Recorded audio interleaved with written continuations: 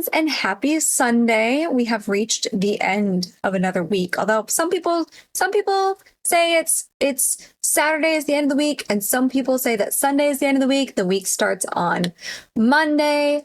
Whatever your belief is. We are at the end of the weekend. Sunday's here. Sports are on.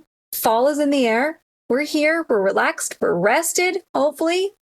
Hopefully we were finally able to get some sleep after the crazy awfulness that was last week, the last 2 days. And yeah, yesterday we started reading Joshua, the book of Joshua.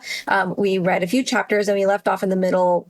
Well, not the middle, but just towards the end of chapter 5 of Joshua. We had a couple verses left, so we'll pick up the rest of chapter 5 today and read on to chapter 8 of Joshua. So a little bit of chapters left to read today.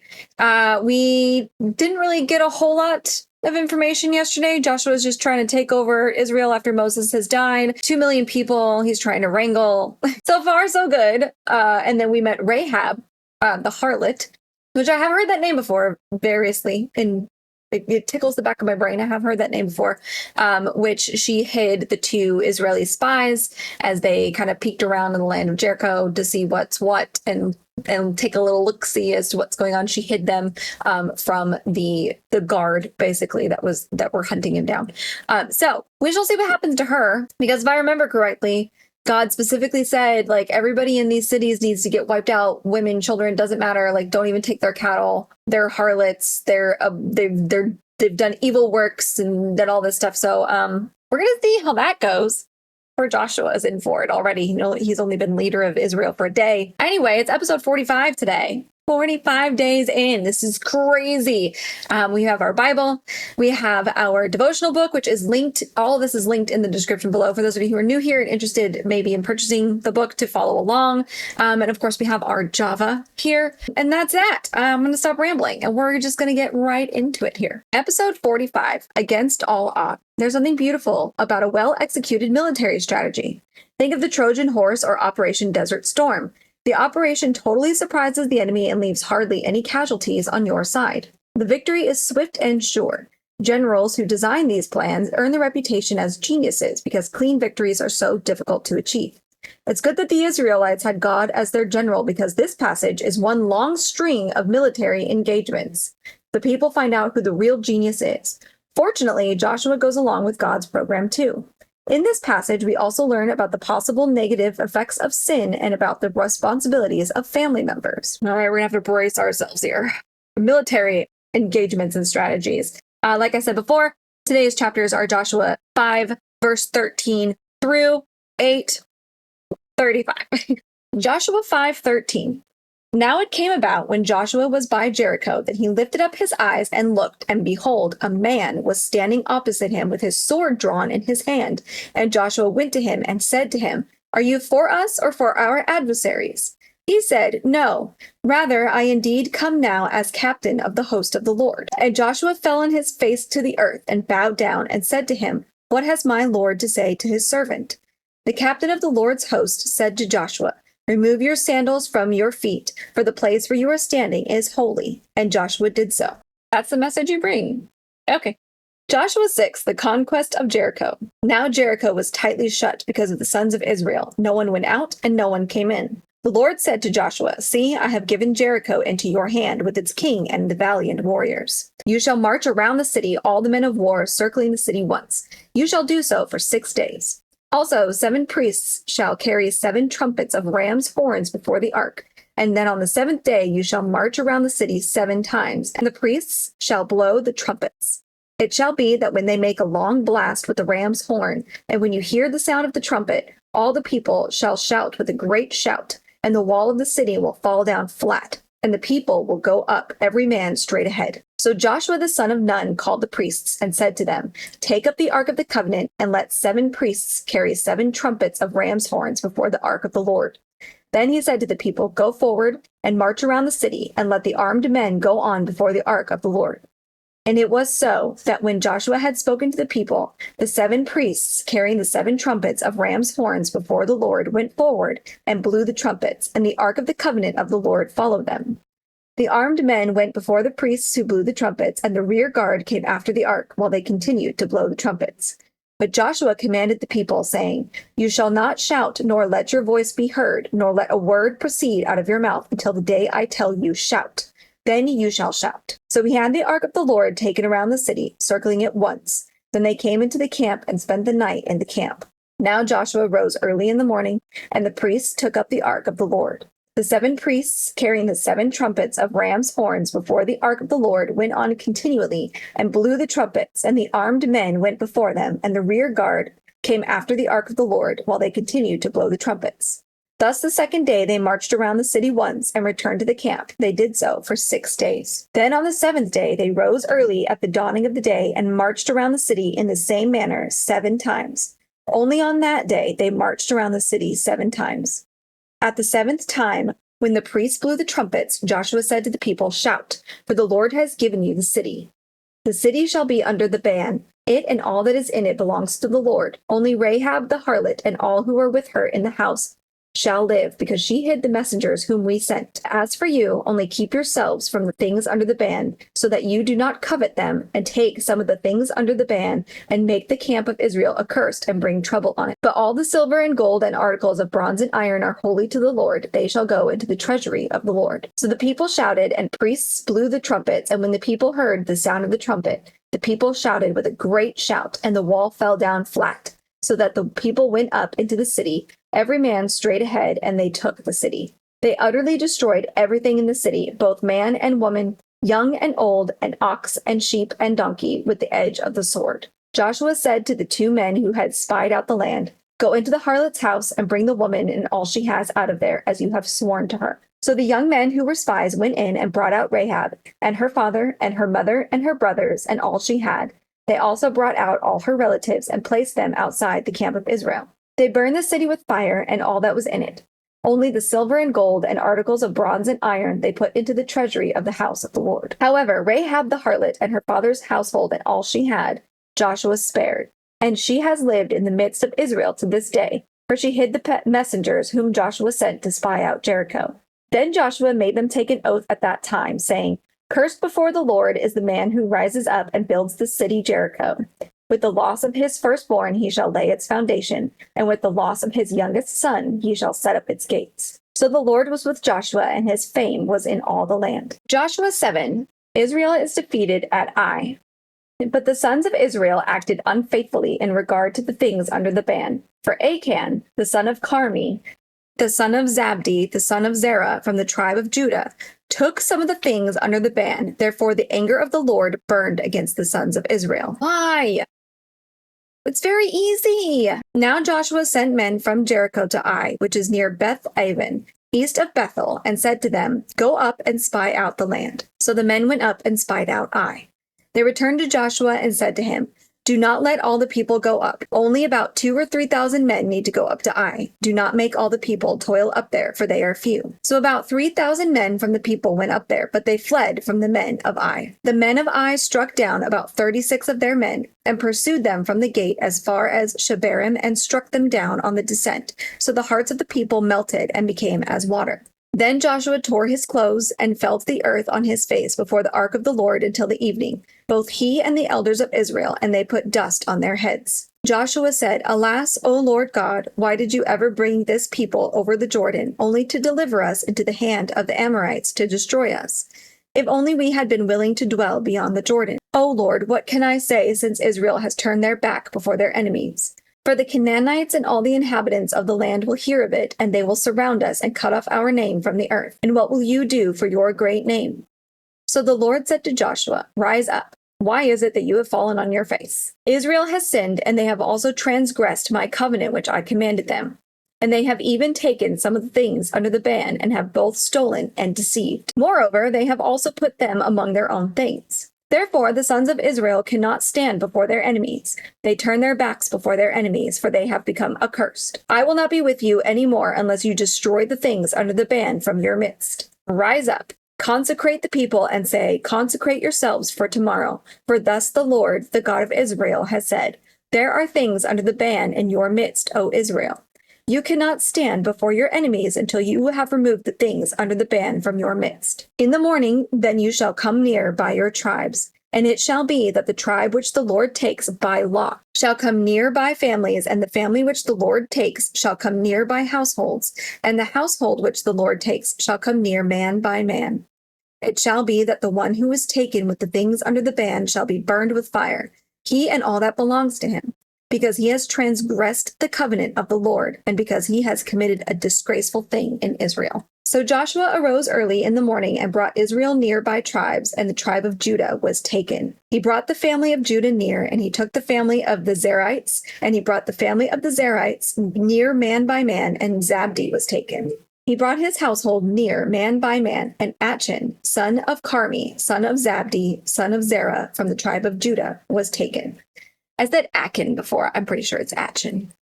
Sorry about that. Then Joshua said to Achan, my son, I implore you, give glory to the Lord, the God of Israel, and give praise to him, and tell me now what you have done. Do not hide it from me. So Achan answered Joshua and said, truly, I have sinned against the Lord, the God of Israel, and this is what I did. When I saw among the spoil a beautiful mantle from Shinar and 200 shekels of silver, and a bar of gold 50 shekels in weight, then I coveted them and took them, and behold, they are concealed in the earth inside my tent with the silver underneath it. So Joshua sent messengers, and they ran to the tent, and behold, it was concealed in his tent with the silver underneath it. They took them from inside the tent and brought them to Joshua and to all the sons of Israel, and they poured them out before the Lord. Then Joshua and all Israel with him took Achan the son of Zerah, the silver, the mantle, the bar of gold, his sons, his daughters, his oxen, his donkeys, his sheep, and his tent, and all that belonged to him, and they brought them up to the valley of Achor. Joshua said, why have you troubled us? The Lord will trouble you this day. And all Israel stoned them with stones, and they burned them with fire after they had stoned them with stones. They raised over him a great heap of stones that stands to this day, and the Lord turned from the fierceness of his anger. Therefore, the name of that place has been called the Valley of Achor to this day. Joshua 8, the conquest of Ai. Now the Lord said to Joshua, do not fear or be dismayed. Take all the people of war with you and arise, go up to Ai. See, I have given into your hand the king of Ai, his people, his city, and his land. You shall do to Ai and its king just as you did to Jericho and its king. You shall take only its spoil and its cattle as plunder for yourselves. Set an ambush for the city behind it. So Joshua rose with all the people of war to go up to Ai, and Joshua chose 30,000 men, valiant warriors, and sent them out at night. He commanded them, saying, see, you are going to ambush the city from behind it. Do not go very far from the city, but all of you be ready. Then I and all the people who are with me will approach the city. And when they come out to meet us as at the first, we will flee before them. They will come out after us until we have drawn them away from the city, for they will say, they are fleeing before us as at the first. So we will flee before them. And you shall rise from your ambush and take possession of the city, for the Lord your God will deliver it into your hand. Then it will be when you have seized the city that you shall set the city on fire. You shall do it according to the word of the Lord. See, I have commanded you. So Joshua sent them away, and they went to the place of ambush and remained between Bethel and Ai on the west side of Ai. But Joshua spent that night among the people. Now Joshua rose early in the morning and mustered the people, and he went up with the elders of Israel before the people to Ai. Then all the people of war who were with him went up and drew near and arrived in front of the city and camped on the north side of Ai. Now there was a valley between him and Ai. And he took about 5,000 men and set them in ambush between Bethel and Ai on the west side of the city. So they stationed the people, all the army that was on the north side of the city, and its rear guard on the west side of the city. And Joshua spent that night in the midst of the valley. It came about when the king of Ai saw it that the men of the city hurried and rose up early and went out to meet Israel in battle, he and all his people at the appointed place before the desert plain.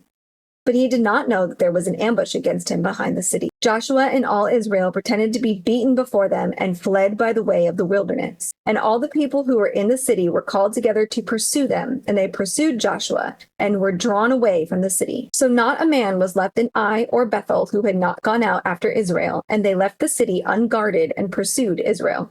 Then the Lord said to Joshua, "Stretch out the javelin that is in your hand toward Ai, for I will give it to you into your hand." So Joshua stretched out the javelin that was in his hand toward the city. The men in ambush rose quickly from their place, and when he had stretched out his hand, they ran and entered the city and captured it, and they quickly set the city on fire. When the men of Ai turned back and looked, and behold, the smoke of the city ascended to the sky, and they had no place to flee this way or that, for the people who had been fleeing to the wilderness turned against the pursuers. When Joshua and all Israel saw that the men in ambush had captured the city, and that the smoke of the city ascended, they turned back and slew the men of Ai.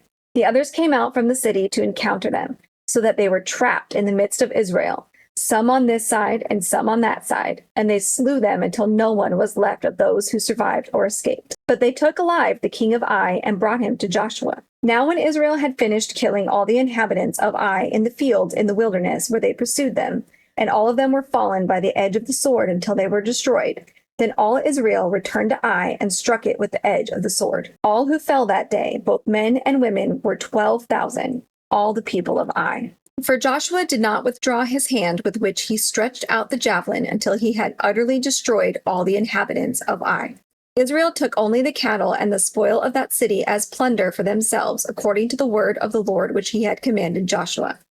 So Joshua burned Ai and made it a heap forever, a desolation until this day. He hanged the king of Ai on a tree until evening, and at sunset Joshua gave command, and they took his body down from the tree and threw it at the entrance of the city gate, and raised over it a great heap of stones that stands to this day. Then Joshua built an altar to the Lord, the God of Israel, in Mount Ebal, just as Moses the servant of the Lord had commanded the sons of Israel, as it is written in the book of the law of Moses, an altar of uncut stones, on which no man had wielded an iron tool, and they offered burnt offerings on it to the Lord, and sacrificed peace offerings. He wrote there on the stones a copy of the law of Moses, which he had written in the presence of the sons of Israel. All Israel with their elders and officers and their judges were standing on both sides of the ark before the Levitical priests, who carried the ark of the covenant of the Lord, the stranger as well as the native. Half of them stood in front of Mount Gerizim and half of them in front of Mount Ebal, just as Moses, the servant of the Lord, had given command at first to bless the people of Israel. Then afterward he read all the words of the law, the blessing and the curse, according to all that is written in the book of the law. There was not a word of all that Moses had commanded which Joshua did not read before all the assembly of Israel, with the women and the little ones and the strangers who were living among them. Wow, that was exciting. I love a good battle. I love the trickery. Honestly, though, the ambush thing usually works. I don't know why we stopped doing that kind of military situation, but when in doubt, draw the enemy away, go into his home, and take it over. You know, seems like a good strategy. Why did God give Joshua so many complicated instructions for the battle? First, God was making it clear that the battle would depend on him and not on Israel's weapons and expertise. This is why priests, not soldiers, carrying the ark led the Israelites into battle. Second, God's method of taking the city accentuated the terror already felt in Jericho. Finally, this strange military maneuver was a test of the Israelites' faith and their willingness to follow God completely. It must have seemed strange to the Israelites that, instead of going directly to battle, they would march around the city for a week. But that was God's plan, and the Israelites had a guaranteed victory if they would follow it. As strange as the plan sounded, it worked. Yeah. I mean, you feed off of your enemy's weaknesses, right? That's always been a military strategy. Find the weakness of the enemy and then exploit it. And in this case, Rahab had told the two spies that everybody in Jericho was terrified of them. So they relayed that message to Joshua. And God was like, oh, we're going to play on this. We're going to mess with them a little bit. And it worked. It worked. I would have loved to have seen that, been there in person. Just like for a week, you just watch these people march in circles and circles and circles and circles. And you're like, what are they doing? And then on the last day, the wall just falls down on its own. God's instructions may require you to take actions that don't make sense at first. Even as you follow him, you may wonder how things can possibly work out.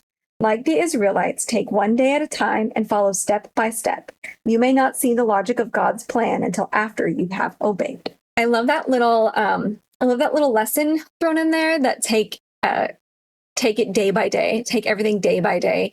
That is so prominent in the Bible, just from quotes that I have. Like I have one, so I have on my refrigerator, like you can't see it, but there's there's a like a, I don't know, it's like a postcard or something that I have on my refrigerator, like right here. You can kind of see it, but it's Jeremiah 29:11. For I know the plans I have for you, plans to prosper you. That whole verse, that is another way of saying like take it day by day. And then there's Matthew 6:34. Yeah, I think that's 6:34 that says like, do not worry about tomorrow, for tomorrow's going to worry about itself. So we have to take each thing day by day, right? You don't know what God's going to have you do next. You don't know what he's going to tell you to do next. It's not going to make a lot of sense. You're like, okay, but what, okay, you want me to do this today, but then what about, how's that going to work tomorrow? It's like, don't worry about it. Don't worry about it. Tomorrow will take care of itself. It's fine. Don't worry about it.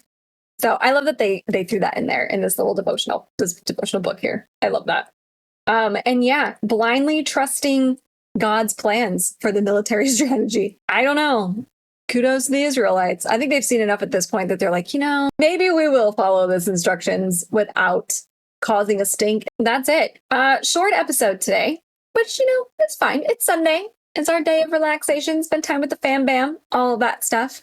Episode 45 complete. I can't believe that already. And we're already a good chunk of way through Joshua, and we're a good chunk away through. This is where we are. This is how much we've read already. Isn't that crazy? In just 45 days, this year's going to fly by. It's going to come in before we all know it. Thank you guys so much for hanging in with me for episode 45 today. Tomorrow we will continue with Joshua on a bright early Monday. And before we go, let us bow our heads in just a quick prayer, and we will send you on your way.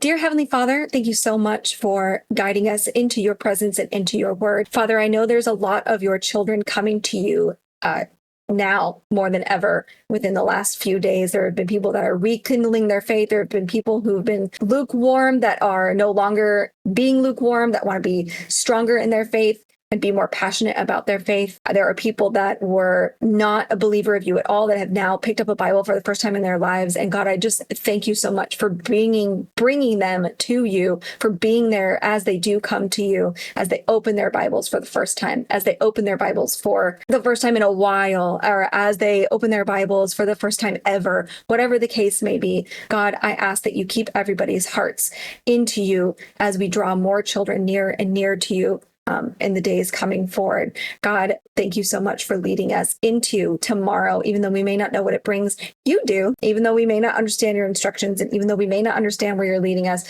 for giving us those instructions and trusting us enough to trust you to follow them, even though it may sound a little strange. God, thank you so much once again for the sacrifice of your son, Jesus. And God, I ask that you keep those coming to you now closer than ever. Keep their hearts to you so that they do not falter from you again. Thank you so much, God. In Jesus' name, amen. And I will see you all tomorrow for episode 46.